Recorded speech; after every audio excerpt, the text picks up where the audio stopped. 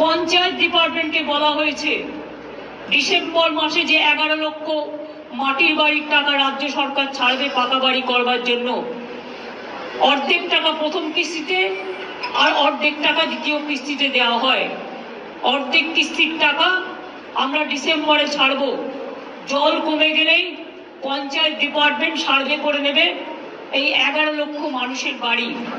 তাছাড়াও minority department থেকে 65,000 বাড়ি তৈরি করে দেওয়া হচ্ছে ডেস্টিটিউটদের জন্য। সেই সংখ্যাটা যদি ওই লিস্টে থাকে তাহলে অটোমেটিক্যালি সেই সংখ্যাটা এই লিস্টে যুক্ত হবে।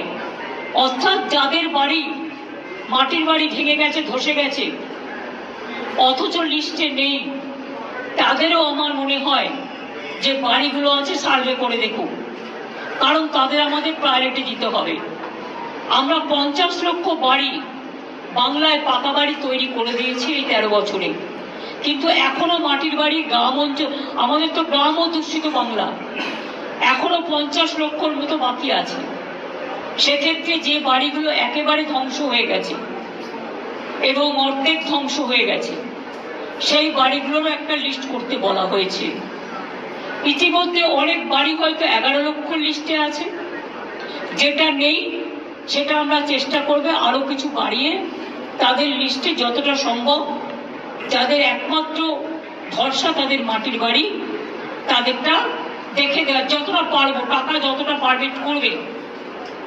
যতক্ষণ না হচ্ছে ততক্ষণ এক একটা বাড়িকে 3টে করে তিরপল দিতে বলা হয়েছে যাদের বাড়ি ভেঙে গেছে। খাওয়া দাওয়া রিলিফ, এবং আপনারা এই প্রথম দেখেছেন, আগেও করেছি আমরা, সরকার থেকে যেমন রিলিফ দেওয়া হচ্ছে, জিআর চলবে,